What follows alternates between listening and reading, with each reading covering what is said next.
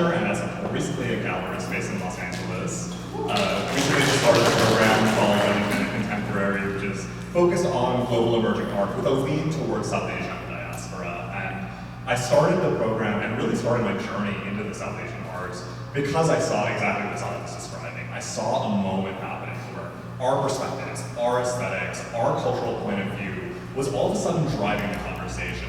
I think our placement here in the Western world, having roots in South Asia, gives us this very unique insight to talk about a very tumultuous, complicated, fraught global moment. And I felt it was so important to create spaces like this, like what Sadaf has done, what Monika's doing, to make sure the conversation isn't limited to just silos, but actually happening in a cohesive way. So I've been thinking a lot about the direction of South Asian culture in the US, and I really felt a need for the arts to be coalesced in a really big way, and I'm so happy to be able to bring that and share that and join in conversation here. I am an artist. My name is Monika Joseph, and I met Rajiv over an artwork that he saw himself in, and I think something that's really important to me is this ability that we have as artists to allow people to see themselves in spaces like this. When I came to Miami 2 years ago for my first ever art fair experience, I didn't see, like Sadaf said, I didn't see the South Asian representation that we see now. And I think it's been a huge leap that's been made in the last 2 years, and I hope that we can keep doing that. But one of the things that's been helping me kind of stay in these spaces and have the stamina that's kind of needed to do the work, because it is work that we have to do to be educating and not like necessarily defending, but kind of, explaining why or how we want to be in these spaces, is the community that we have a lot of here, and that we're able to do this together and kind of lean on each other and not be a monolith. Because as someone who was born here and is half American, it becomes really, really complicated, but you see how diverse this population is, and what is needed to lift it is going to take a lot. It's going to be, it's the things that we need and the people that we need and the tools that we need are going to be as diverse as the group that we are. And so the more that we can open up these conversations and sort of deconstruct the idea that there is like one thing that we're trying to do and involve, like you're doing with your gallery, like leaning towards South Asian artists, but also including other global artists. Like these are the conversations I think that are going to be really important for us moving forward. But I didn't answer your question at all, but I said some things. I'm Sadaf Padder. I'm an independent curator. As I mentioned, I'm self-taught, so I spent 8 years in the public school system in Baltimore City and in Bed-Stuy, Brooklyn, prior to pivoting. But my overlap and transition really happened through recognizing the gap of literacy and presentation skills of artists. I saw it very much hand in hand with the same skills that my students were lacking. So I started to provide grant writing services and coaching services, really working with artists on how to talk about their work, which then led to acquiring 6 figures worth of grants within a year and a half. I started posting pop-ups in my house. I didn't know curating was a career at all, until a friend told me, as we were going to galleries, that I should consider doing so. And I applied to an emerging curators program, and I opened my first gallery show the week I left my job as a dean of students with the Charter School. So since then, what has happened is I have developed a community of artists, several who are in this room, and we know that we hold safe spaces for each other to come, particularly when navigating the various challenges that are specific to the commercial landscape. Artists are amongst the most disenfranchised and taken advantage of groups in the art world, and I think there's very few people that exist as advocates for the work that are not directly profiting from it. And so my hope is that today we start to also find who those other people are who can do this work for some time. What an incredible group, right?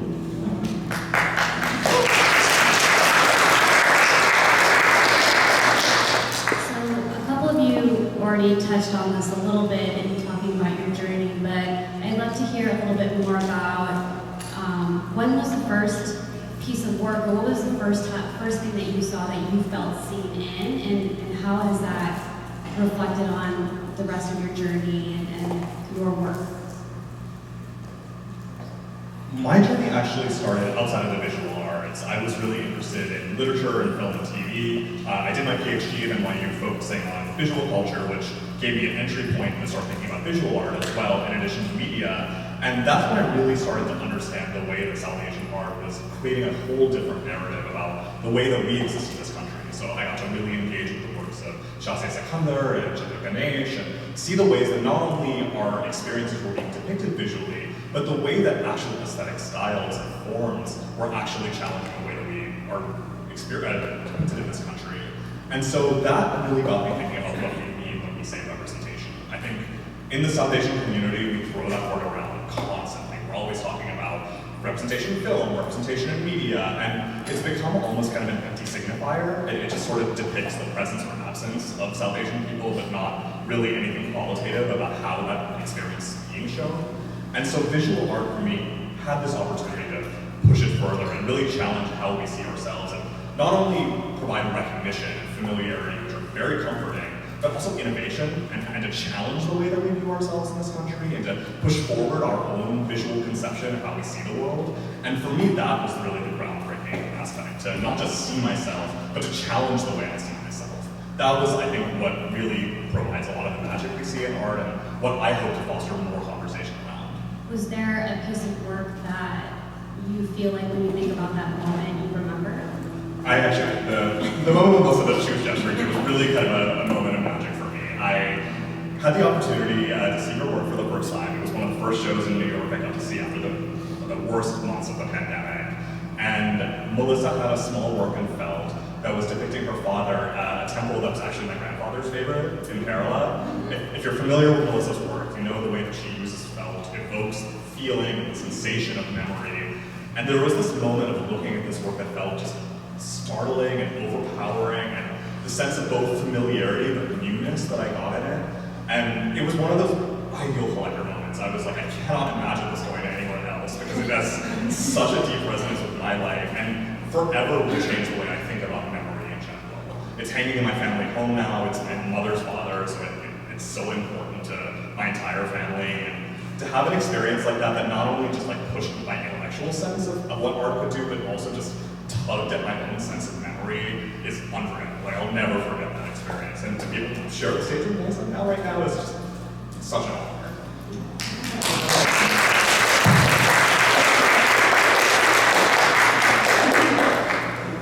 That's amazing. I'm so glad that you had that experience. I think I didn't have access to seeing myself represented growing up, which is a large part of. Sorry, it's why I do this.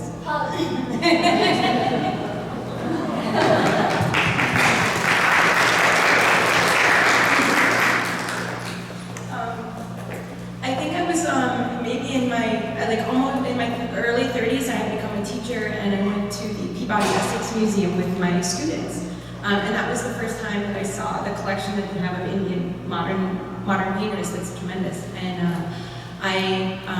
it was life-changing for me, one, because I was sort of having had an undergraduate liberal arts degree and then a master's in art education. I hadn't had any South Asian art history classes, so I wasn't familiar with a lot of these artists. And there's something about like being surrounded by, you know, the works are different.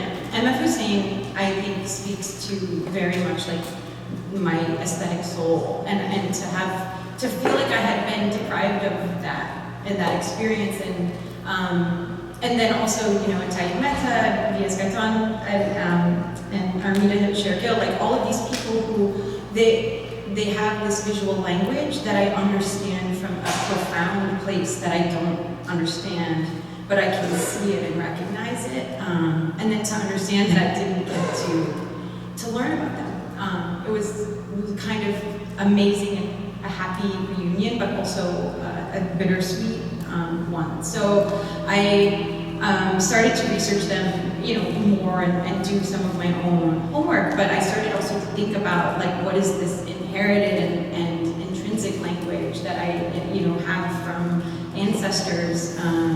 And I think at that time I wasn't I didn't have a visual arts practice, but I, like the one I have now, was more, because I was teaching, I was working when I had time, I wasn't full-time doing this. So I kind of tucked that information away and then brought it back out when I became committed to my practice full-time. And I started to think about like the role of, you know, as an artist, you're trying to figure out what is your voice, what is your purpose, how are you going to speak to, you know, the world, or what is the value of what you have to say. And I think I will never forget that I have, you know, this possibility to make, if people are willing to give me the privilege of looking at my work and having a conversation about it, then I can give them back something that maybe I didn't have. And I think a lot about my niece when you do that, because she's growing up now and she'll have access to much more of this imagery. And actually, I mean, not just people like her actual likeness is in a lot of my work. So like, but to be able to know that other people like that will be able to have that is a really important part of why I do what I do and what drives my practice.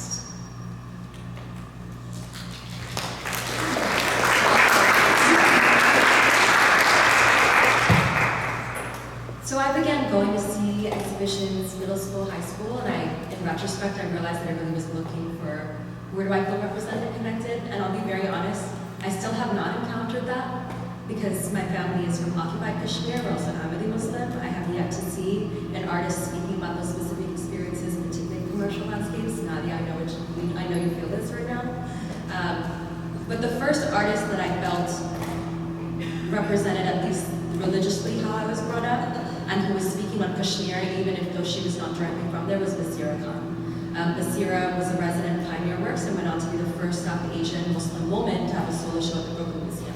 And she's working with artisans from Kashmir, where she's not just outsourcing and getting these textiles fabricated, she's actually working with families where this artisanship has been passed on for generations, and is working with them in such a way that their children, their educations are completely funded. And it was the first time I'd seen someone addressing and talking about Kashmir. And then I went on to, that was the first artist I published arts writing about. I wrote for Artsy about her work. So it was a really full circle moment. But to that point, I'm still kind of looking and searching, and that's part of why I realized I had to kind of start to create these spaces myself. And what's really incredible about the folks sitting up here is that we all are career shifters, and we also all are coming from very diverse backgrounds within the diaspora, and I think that that's something we really also really need to think on and keep centered at this conversation today, is that to say South Asian, that's just a placeholder term. That means so many different things for so many different people, and so for me, specifically, I'm still searching for that. Well, I'd love to talk a little bit more about that. When we talk about South Asian representation, let's dive into that a little bit deeper. In order to be fully recognized, what are some of these groups that you feel like are not being represented as much, and who are people that you see are doing that work, or places or things that people can do to support those artists? Again, I think I've been wanting to sort of challenge the idea of representation itself. And I honestly came to this place of wanting to create change within the arts world from a place of cultural urgency. And I think this is true of any diaspora, any minority group, but very true of the South Asian diaspora, where the last decade, social media, digital media have provided incredible opportunities for visibility, for the most immediate forms of representation. But what's happened through the access that's provided is that these mediums have become kind of a center of gravity. They've become the primary mode through which we express ourselves. And while there's been huge growth through that, there have been some real downsides as well, because the platforms like Instagram and TikTok fundamentally are based in marketing. They're based in advertising function. And what I've seen happen is that it becomes difficult to differentiate cultural expression from personal branding, memes from art and cultural insight. And so I've really seen that there's so many different types of literal representation in terms of the stories that are being told, but in many ways it's flattening our own sensibility as a community in terms of what counts as art, as cultural expression. And so I think there's a need, an immediacy to invest in the permanent. There's this expression, shirt sleeves in 3 generations, not generational wealth, or like one generation makes all the money, the next one squanders it. And I think there's something very true about what's happening in the South Asian community right now. We're building all this incredible representational wealth in terms of our visibility, but we're investing in ephemeral. We're investing in things without a proper sense of permanence that's going to be generationally available in the future. And so it is not only, really essential for us to think about representation in art, but there's a sense of cultural immediacy to investing in our future and making sure we're seen. So I want to invest in representational forms that have that sense of permanence, that have that sense of intellectual and emotional rigor, to guarantee that our cultural presence is seen generations and generations and generations from now. And so I think there are so many types of voices that still need to be seen. I think exactly what Sadaf is pointing to is so true, and that's an ongoing project. And I think with that, we need to challenge what representation looks like, so we're not so reliant on, the sugar high of what comes with digital media and investing in the future.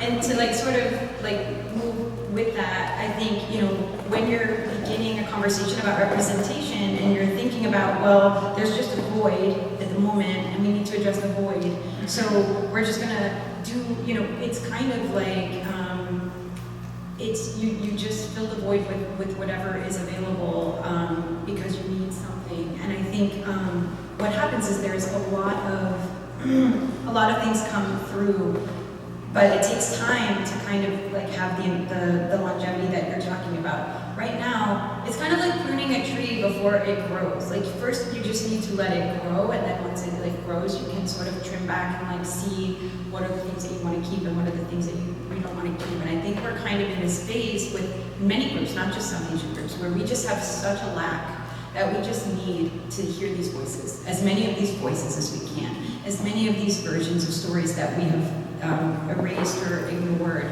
We need to have them, and we let them come in, and then over time, I think what will happen is there will be more space for these nuanced conversations. I don't think it means that we can't be having the nuanced conversations now, but they might be overlooked in this other need to kind of overcorrect for a lack. So I think that's one of the things that we're experiencing right now, because we're in this moment where it's just happening. We're just starting to have the space. We're just starting to have the visibility. I hope that 10 years from now, the conversation will be much more diverse and nuanced. I think that's really my hope too. And I think I hope that we can continue to highlight these groups that we're missing out on. And that I think there was a show called Wonder Woman at Jeffrey Deitch that Kathy curated, and in the conversation about the show, even she took I think she included 30 or 40 artists in the conversation of the show.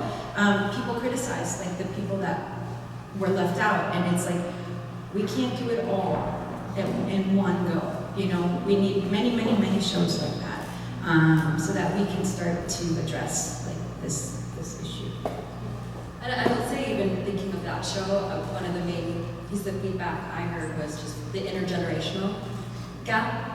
And that's something I think we also need to really consider as those of us who are coming up and thinking about and being in positions where we're curating or seeing who's being shown in certain spaces, really looking at who are the folks who are paving this way and who are still actively practicing, and making sure that we're looking beyond our geographic proximity and our social circles. I'm also thinking a lot about, visibility of certain groups, of course, and as folks enter leadership positions at different galleries and museums, what is the caste and class location of those people? We need to be very cognizant of that, because we're having those conversations in tech. We need to start looking at having those conversations in art spaces as well. Even in terms of representation of artists, I'm also thinking about representation of arts workers. We have tons of artists. I'm thinking of New York specifically, tons of artists, writers, curators. We still do not have a South Asian female-owned art gallery. We have maybe 2 or 3 male-led spaces, but those come with their own issues. So I know once upon a time there was, I hear about this golden era in the 2000s, but we only get to hear about it. We haven't experienced that or witnessed that ourselves. So there's lots of folks who are kind of clamoring and thinking and dreaming of what that can look like and what is it going to take, and how do we find those patrons who will be by our side as we create those spaces as well. I think you bring up a good point that we are not the first ones here, and this work has been going on for a very, very long time, and we are really lucky that we're seeing this increased visibility. But I'd love to also kind of hear from each of you, are there people that you've been inspired by? Are there mentors that have helped you? Are there, predecessors that you feel like did an incredible job? And what are things that we have learned from this golden age, and even before that, of work that's been done? A lot of my mentors came from the world of academia, and I think really, first and foremost, I'm trained as a critic. That is sort of my formal background and how I view the world. And so one of the people who I think was really essential for me was one of my professors, Gayatri Gopinath. She's a professor at NYU, and she's writing extensively about art in South Asia, art in the South Asian diaspora, and the queer diaspora as well. And she's been really monumental for the way that I see the world, and really gave me a lot of curatorial perspective when I was starting the gallery.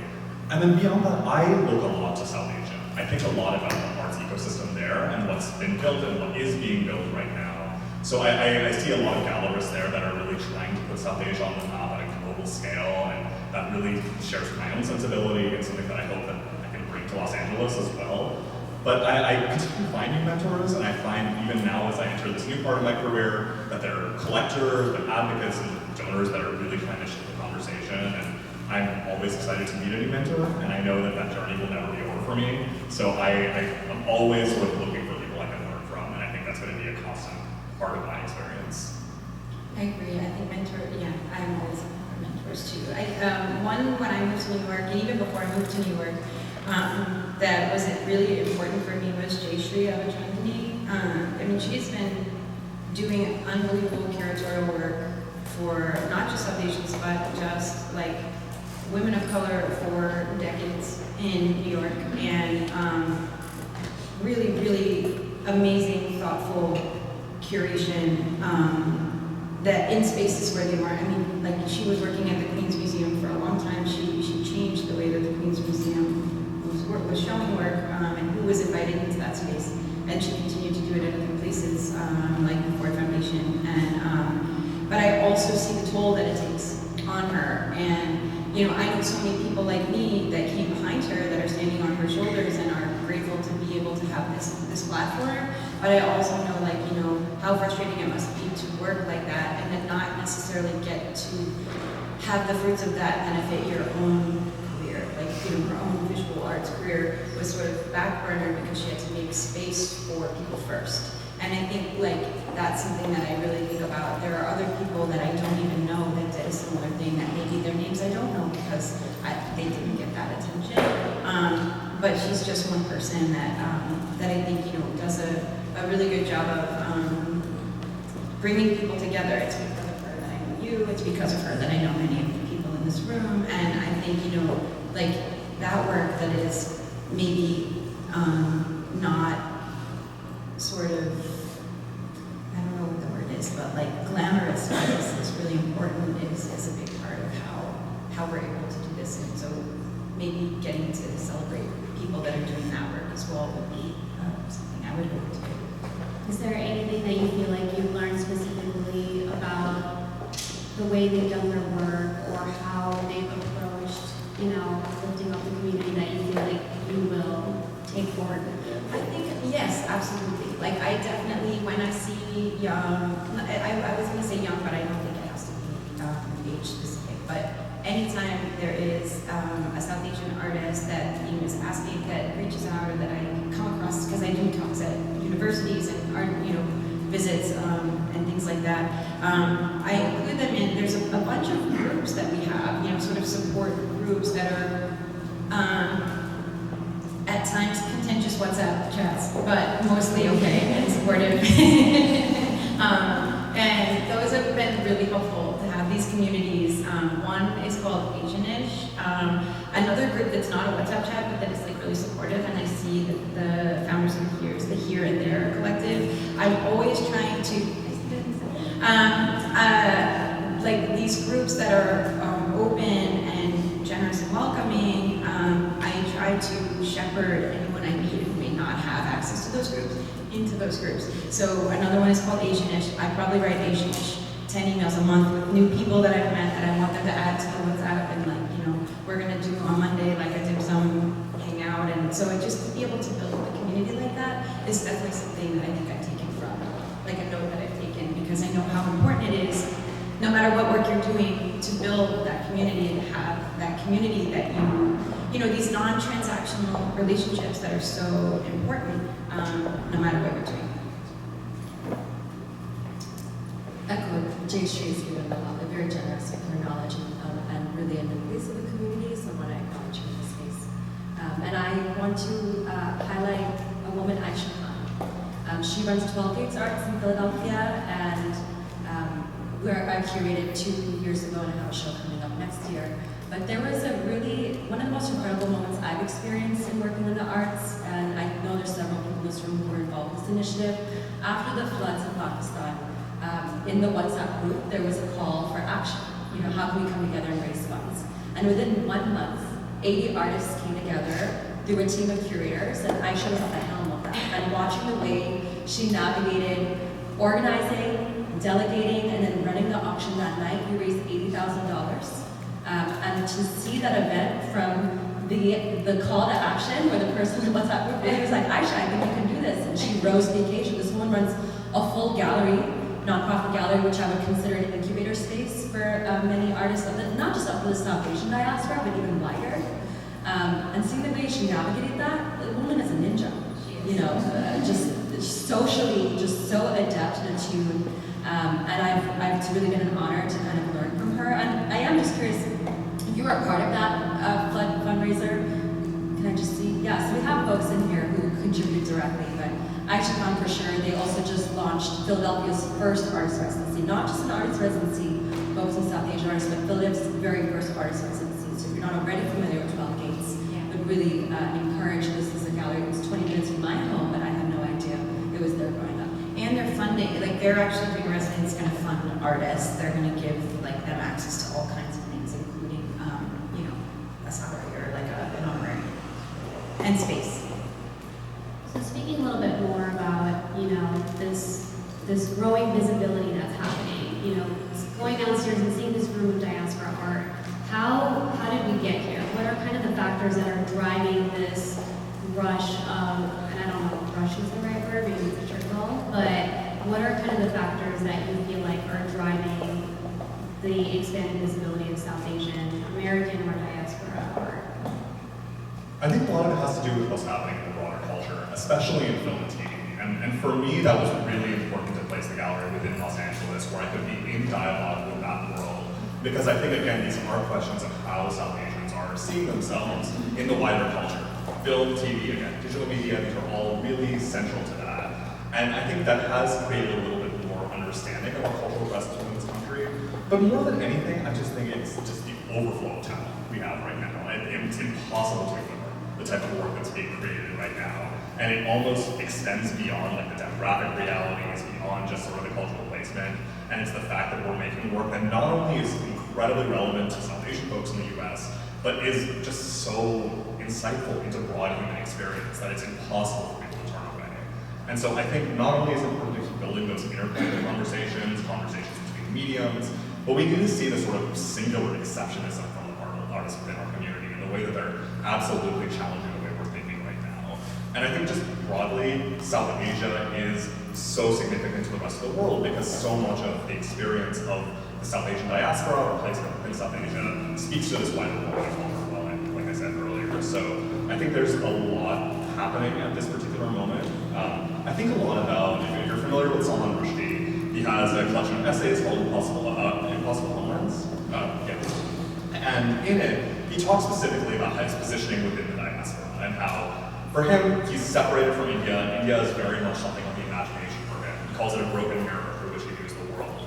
But he argues that through that broken mirror, you have one of the most insightful and aesthetically compelling ways to look at the world. It's precisely through that experience of migration and displacement, and having to remake the world through the power of imagination, that we're able to see it in new ways. And South Asians are uniquely positioned for that because we exist in multiple spaces at once, and that is something that is absolutely resonant to our better culture. So I think there's a lot of factors here, from that talent to that sort of positioning, but the moment is here, and like Sadaf said up front, we're at the precipice of a real movement right now, and I just am so excited to get more people participating in it. Imagine something. I agree 1,000%. And also just numbers. I mean, the population, like it is the largest population on the planet, right? Like there's only going to be more people who are part of this community, especially looking at the age, the like median age of the population. So I think like, and there's not enough space. People will continue to move all over. The diaspora will just grow and grow and grow, which means that the complexity of these stories will also grow and grow and grow. But it's this is how math works, exponential growth, right? And so it's here, it's getting bigger, it's going to keep getting bigger. So we need to make space, or include these stories, because people are seeing, and I agree, film and TV has come a long way. They've come a long way from being like side characters or stereotypical characters to being, entire casts, things like that in American TV and cinema, which is amazing. And I think also, for better or worse, the world is reckoning with some of the issues of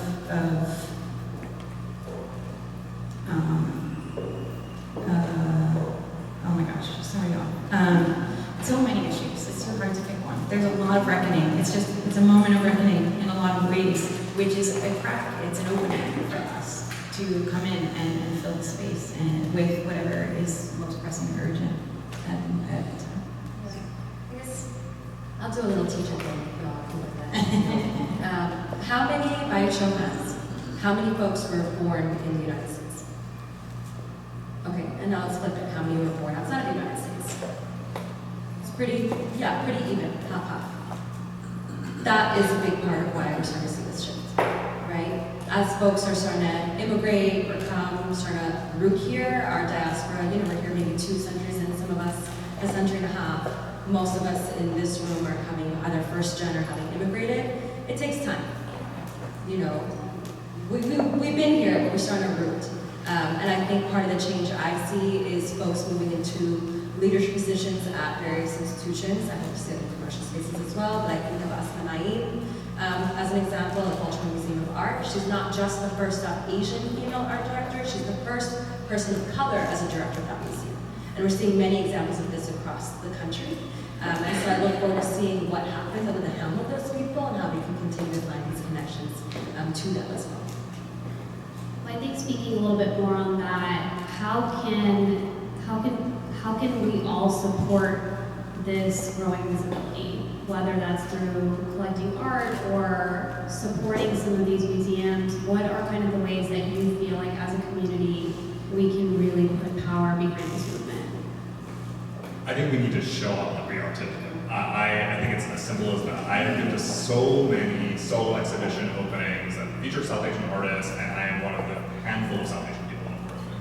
And that is something I really, really want to shift, because you can see the work online, you can experience it in so many different ways, but if you're not in the room actually engaging with the crowd, meeting the artists, being part of a larger conversation, there's a limitation to that participation. And I'm surprised. I feel like a lot of the times gallery spaces can feel intimidating, they can feel like they're not welcoming. And so I want people to realize that obviously we all encourage people to collect art that's within your means. If you're able to support artists in that way, that's essential, obviously. But to go to an art gallery is free.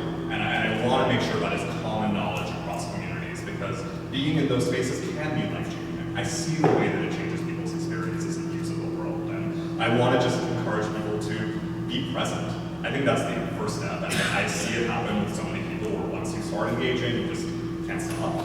And so if you're someone who's attending galleries regularly, bring your friends. Encourage your friends to come, tell them what you're going to be seeing, turn it into a social outing, make it as simple as possible, but really make it contagious, because I do believe that love of art is contagious and can spread. And we all have that ability and all have something to contribute in that capacity. So really just helping people get exposed to the art and feel less scared to go in is one of the most important essential things we can do. And I think, finding ways to contextualize the art and the artists that you're looking at in connect them to other things and other people in your own lives and the lives and the community around you. I think that's something that's really important to me. Like one of the things that I try to do is interviews, because that's like a platform that allows me to interview artists and like Has a magazine, not the verb. Just trying Yeah. to I'm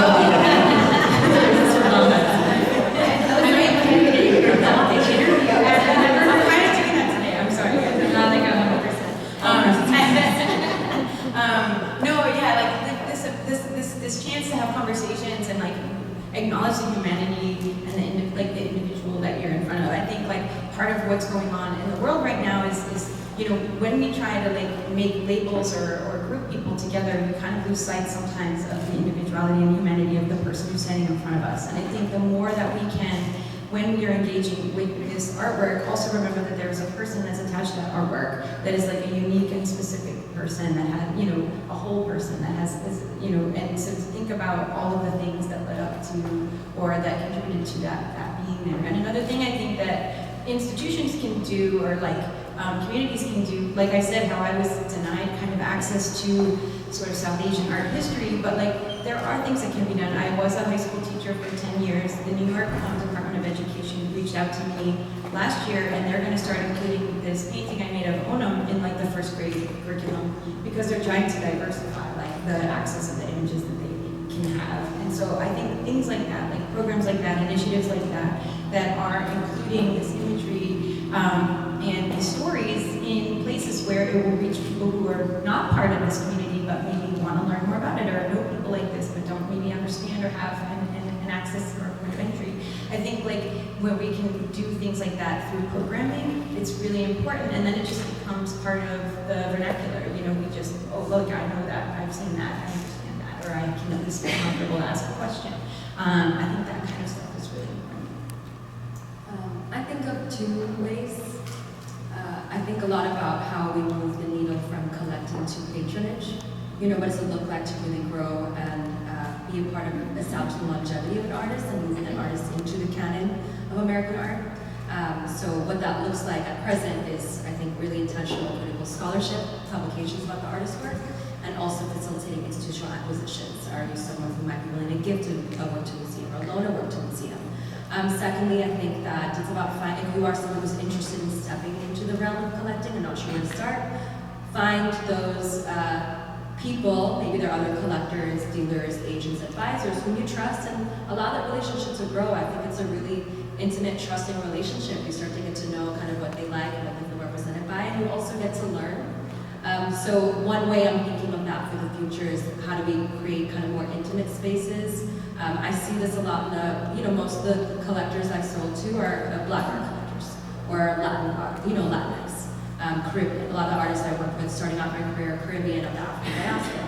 And I see so many examples of collectors, patrons, hey, I'm gonna host a dinner at my home tonight celebrating this artist and bring together people in my circle so I can introduce them to someone I believe in. And I have not really seen that happening. I'm sure it's happening, but I have never been invited to a space that was focused around a South Asian artist at the helm of a South Asian patron or collector. And that's what I want to see more of in 2024.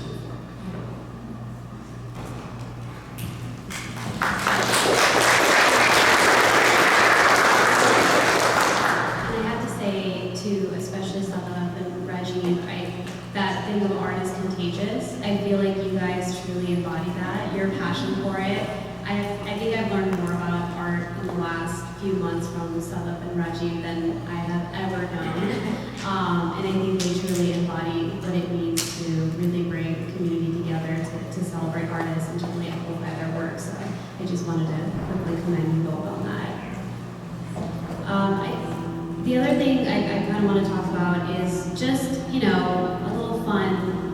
What are some artists that you're excited about? What are some galleries you're excited about? What's kind of on your radar as things that you would love to share with the group here? So there are so many artists I'm excited about. Because again, I do think that there is a real movement happening right now and so much energy around new, young voices that are challenging the way we think about things. I wanted to highlight two in particular. One is Basha Chakrabarti. Basha is based in New Haven, Connecticut, and she has a really multifaceted practice, but is very interested in the legacies of colonialism, the material realities around textile, as well as the power of her own and the new form in general. She's interested in the subversive power that comes with looking at art and at nudity, and how that gaze can be turned back at the viewer and challenged. And I think that she's so deeply engaged with that sense of canon, with the sense of our historical tradition as well as our current history. And I think that there's a real movement happening around her work that shows that sense of conscience. The other artist I wanted to highlight is Monika Sharma Abbas, who's a Pakistani-born, London-based artist who's really at the beginning of her career, but I want everyone to remember her name because she is going to be an absolute star.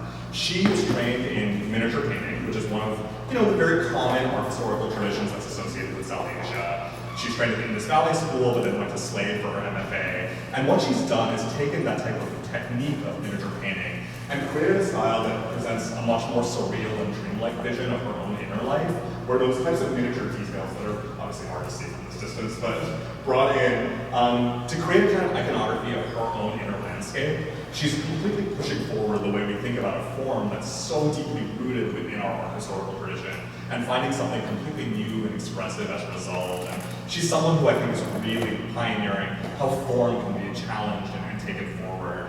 She just finished the Wilhelmina Barnes grant in St. Ives in the UK, so she's been working out of Francis Bacon's studio, which is insane. It's very much sort of kind of an anointment of one of the next great UK-based painters, and she's really starting to get attention. She's been doing talks with Barbican, with Tate, and it's really one of those young voices that I want to help bring into a larger conversation. So I had the opportunity to show her work in the United States for the first time in my inaugural show, and she's someone I hope to keep working with. She's with a program called Indigo Plus Matter, which is based in London, and it's a gallery program that I'm really excited about and really heralding emerging diasporic voices in the UK. So all around, there's just such incredible conversation happening right now. And if I had all the time in the world, I would just keep on talking about everyone that I want you to go up and look up, because there is, again, a moment happening that I want us to really embrace it collectively. I want to take a second to highlight the artists that are here in this room, and because we have a cocktail or social, It could be cocktail, it could be coffee, you have choices. whatever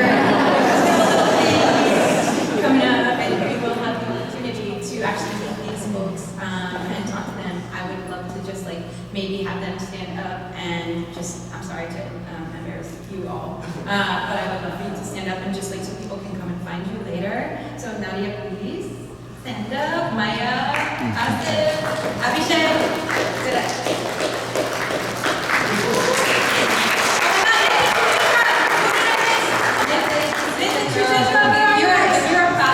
If you're a practicing studio artist, please stand up right now. Not even the diaspora, but if you're here practicing the job. Stand up, stand up, stand up, stand up. Have a lot of art.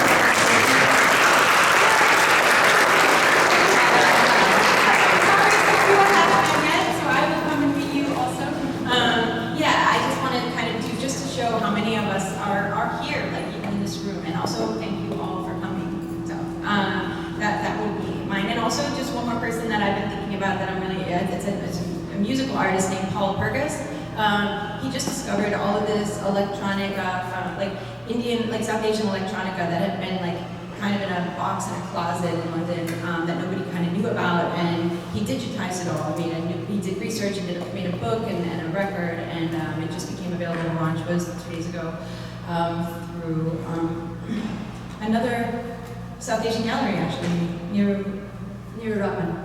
Yeah, I just met him yesterday. I'm still learning myself. So anyway, yeah, so Paul's project is, I think, also really important because that music was totally forgotten about and nobody was really doing anything with it, and now we have a new archive that we can use and think about. So. And behind Melissa's pieces that she has exhibiting, the piece on the left is the piece you'll see downstairs, which was acquired by the ICA this year, and the first museum acquisition. On the right,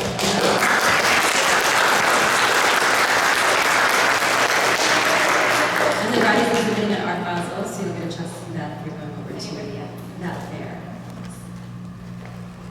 I'm going to speak on two artists briefly. On the right is Rajiv Menon, who's a Toronto-based artist of Sri Lankan descent, I'm particularly curatorial, in terms of curatorial, I'm really interested in neo-mythologies, people who are creating new mythologies, thinking about climate change. I do a lot of work in Haiti, those of you who know me, and work with the Reforestation Organization. And so I'm really intrigued by artists who are thinking about those intersections. And then on the left is Sadaf Padder. We are opening his first museum show next year called Space Mosque. and it's a work exhibition focused on Sufi futurism.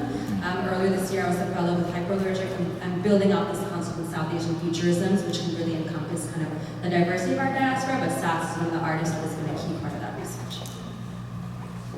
I wanted to make sure that I left a little bit of time, so if there are any questions from the audience, we'd be happy to take them. As you can tell, our panelists are a breadth of knowledge. They've done so much work, and so if anybody has any questions, I know I didn't give you any notice. Hey, what's up? Big Hey. fan. Hey, all of you. Same. How can you, what can you guys, I would love to hear about your thoughts on the fact that when we speak about South Asia, when we speak about subcontinent in the West, it's like big broad stroke, but even once we get into thinking about, like, Pakistan, so different from, I mean, it's all it's all a construct, right? It's all a construct, especially when you think about partition and history and everything. But like earlier, you guys were talking about the nuanced voices and the stories. What are you guys' thoughts on like the fact that in our land, so much of it has to do with like the indigenous culture of a region. Like it's not just Pakistan, India, Bangladesh, Sri Lanka. It's not like, it's like southern India, northern India, like Sindh, Punjab, Amritsar versus Lahore, all these like nuanced things. What are you guys' thoughts on those minute, subtle differences that don't really get? I'm only learning about this stuff now. Yeah, I'm 30 years old. I would love to hear about that. I think one I've learned as a curator and then as someone who's writing is I always like to ask how the artist wants to be identified. Some don't want to be named by particularly where they're born or where they're from, and some do. And one of the core tenets of my research South Asian futurisms is that that's an umbrella term, and I kept it plural, South futurisms, because it includes Dalit futurism, Adivasi futurism, Tamil futurism, all different kinds.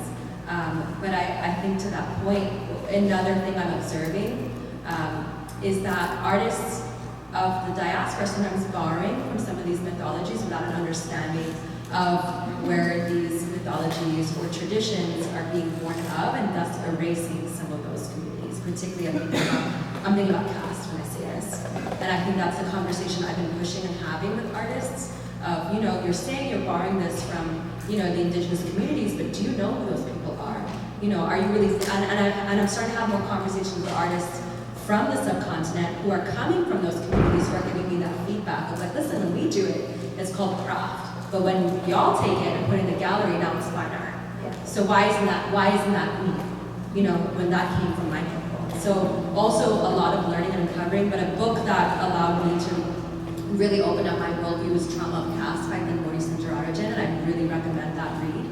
And there's several other texts that I would recommend, but that's at least where I've been beginning and challenging myself as a curator. And I feel like it's a bigger conversation that we have to keep having. I mean, I think we talk a lot about like different adversity that people are facing in the art world, but we often just don't, like this is not South Asian specific, we don't talk about class enough, right? We don't talk about like who gets to get an MFA, who can afford to do this pathway, and what is the percentage of people who are able to operate in this space without, class and caste are obviously very interconnected, but the language is important when we're talking about the South Asian diaspora for sure. And I think like that if you think about who is able to even come to the States in the first place, there's a huge, certainly now there are people who are able to come here that maybe couldn't have before, but there was a whole period of time where there were only people from a certain class that were able to come here, period. So we don't have, in that whole period of time, I know when my dad came here and when a lot of my friends who have immigrant parents or came themselves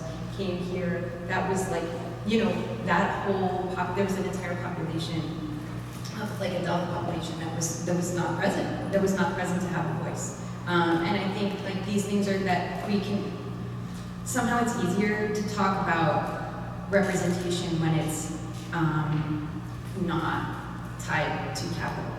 I think I'm gonna leave that right there. I think especially with that question of regionality, which is so important to me. My family is from Kerala and South India, as more sense travel. And growing up in the diaspora, there were times that felt very alienating, where very specific segments of North Indian cultures would stand in for the entire diaspora and be seen as universal. And I think that's why it's so important to have, to Sadaf's point, curatorial perspectives that are engaged with the way the artist identifies, as well as that deep sense of context, because so much of the magic happens at the intersection of the particular and the universal, and being able to speak to the nuances of specific points of origin, while also not losing sight of the larger human stories that are being told, is really part of the curatorial responsibility. And I always think of South Asian as a type of umbrella term. I think a lot of the term strategic essentialism, which is a term from Gayatri Spivak in post-colonial theory, where you kind of intentionally do these large umbrella or flattening exercises for the purpose of strategy to get in the room. And that's what South Asian does for me. I don't think, when we think about it, the term South Asian is a very, very modern construction. This was not the way that people were identifying or thinking about themselves, even like 60 years ago. So I think when we've been sort of given that language and how to describe us and how to sort of place us, we have to do it responsibly by knowing that it is a cover for so much, much more. And that is just almost a prerequisite to being able to responsibly talk about South Asian art. And another person who's like in that conversation is Rajiv Menon. Do you know her at all? She's at Penn now. She was at Swarthmore for like 20 years, but she's a scholar in like Indian visual studies, and she does that. She talks about that exactly, like sort of to identify as South Asian here is it's to agree to a very certain like set of politics and class, and it's kind of more to be a way to establish. It's because there were no other options, but there are other options now, and we continue to make, I think, more pathways for that. Thank you so much for that question. We've got one more.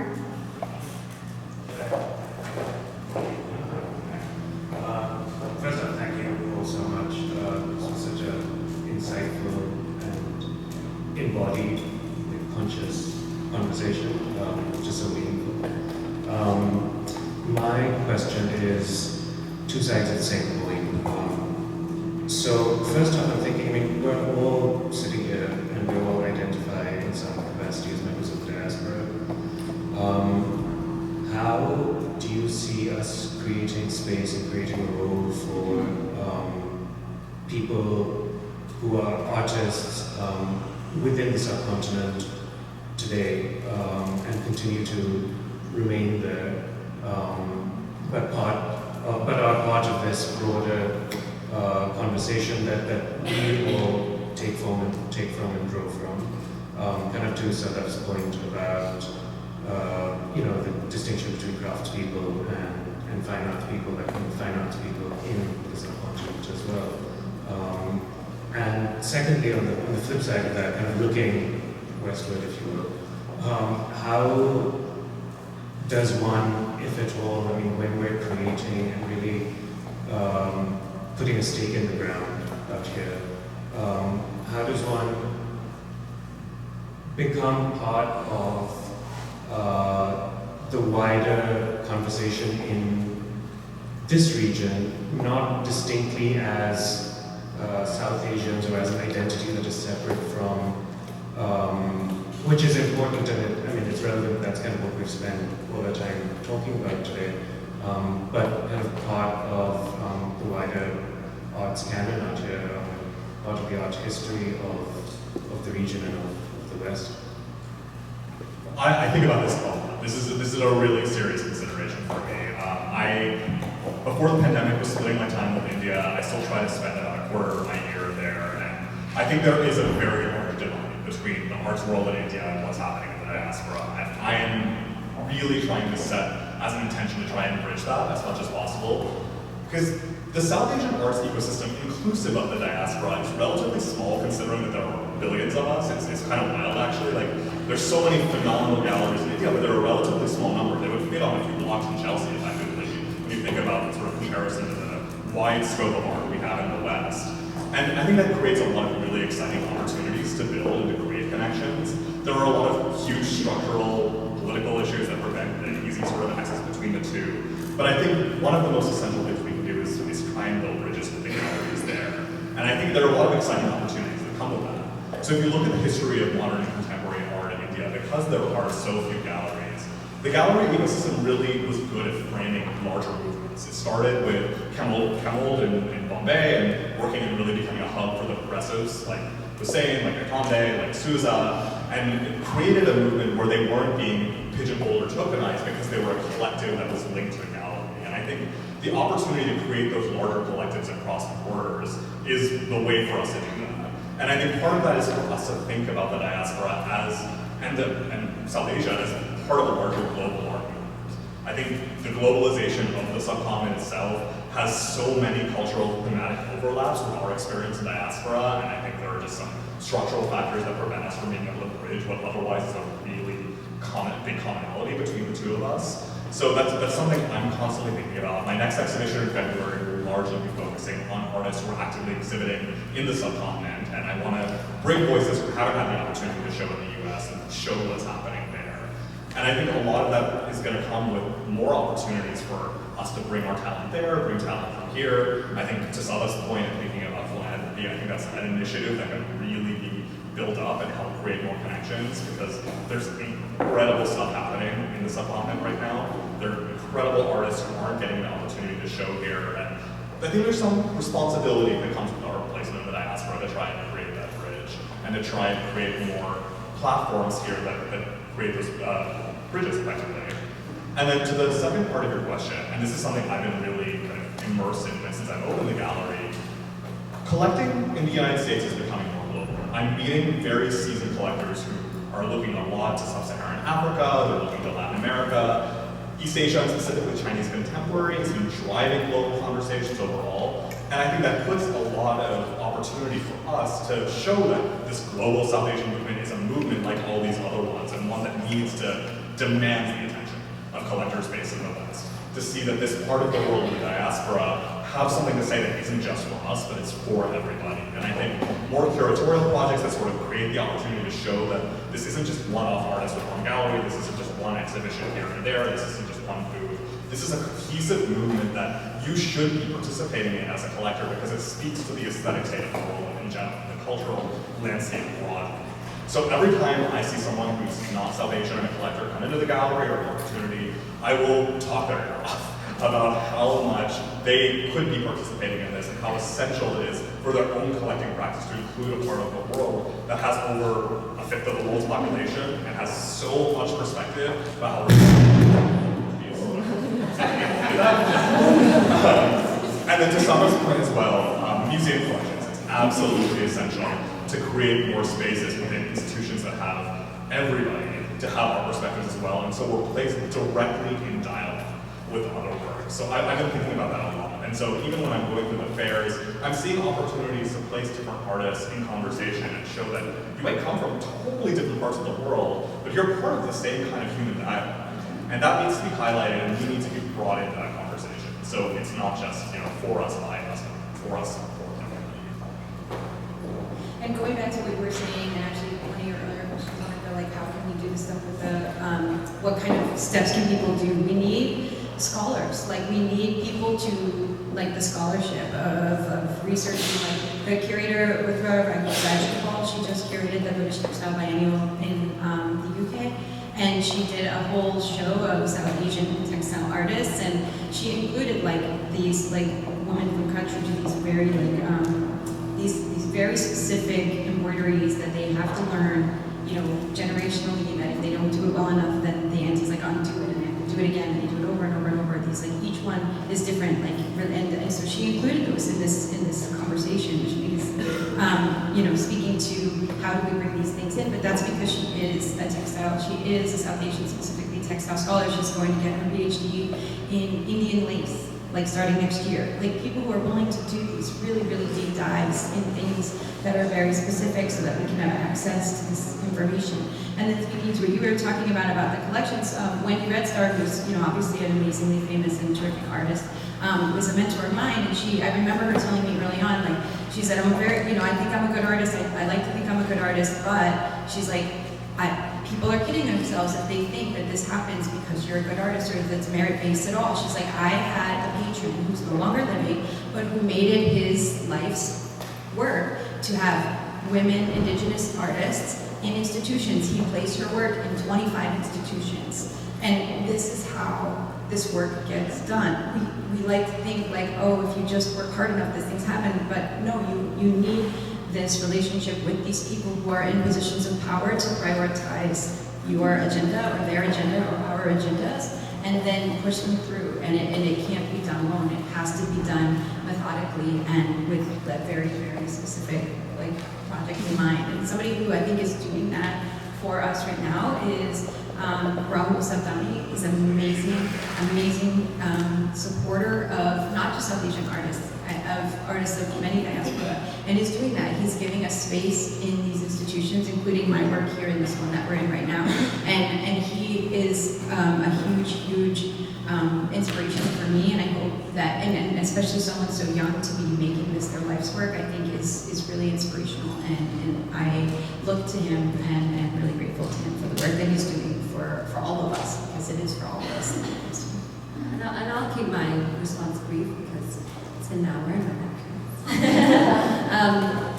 I recently had lined up an museum acquisition for an artist, but we weren't able to find someone to donate the work. Now, if you're not familiar with museum acquisitions, either the museum has a budget where they can directly acquire, or you make a collector to gift it. That was not surprising to me. We had a few folks. However, when you're looking at the price point, you're really looking at like 2 to 5% of the population who could afford to gift work at that level. And so I'm curious in looking at how can we start to form collectives of collectors, groups who can come together and start to divide and conquer. Donating a $30,000 work, we divide that around amongst 10 people, much more likely. And I have friends in the Black arts community who are doing this, who recently donated Basel in the National Portrait Gallery, who are doing other acquisitions. And the way that they know artists can come to them, they're gonna make that happen. I bowed out of that situation. I'm never gonna have a situation that I get, where a museum is ready to acquire work, but we cannot find the patrons to give that work. So really thinking of who could be those individuals to comprise this collective, that's my goal for the next year.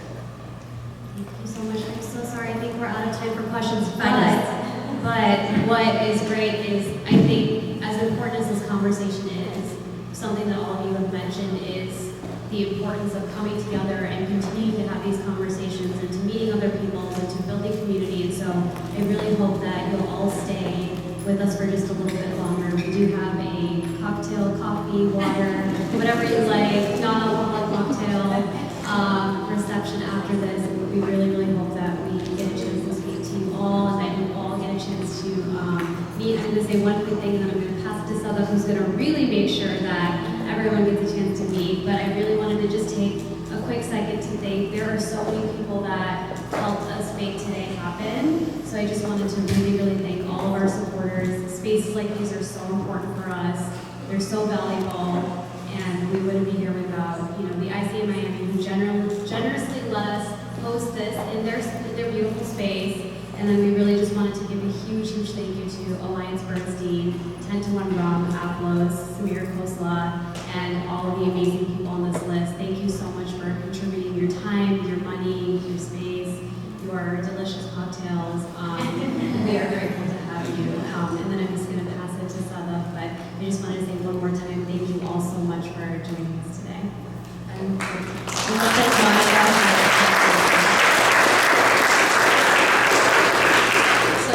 definitely want to thank all the folks on this space, and you'll actually get a chance, I hope, to get to meet Folks 101. I did another teacher thing, but when you go out to the mixer, you're going to find these human bingo sheets outside, and there's pencils, and it's just a great way to connect with folks, break the ice. Usually I have prizes, but they're not of the type that I can bring into the museum. Thank you, bingo. But I do really want to sincerely thank Samir. I know he's downstairs getting things going, and many of the people that he's brought into this room for support. Oh, Samir! So, fun fact, Samir and I were the only brown kids in high school orchestra together. And to be here in this space, but he really has gone above and beyond to demonstrate what patronage looks like beyond collecting, and has been so selfless in this journey, has been out there picking up items, talking to people, getting outside of his comfort zone, and being such a support to me. Like, you really have become one of my close. We talk so much, and I'm looking forward to continue to grow in orbit, but you really made this possible in this space. You know, last year we gathered like 30 of us in a restaurant in Wynwood, and I was like, you know, I'd like to do something again next year. This really happened because of Samir and the people he then brought together.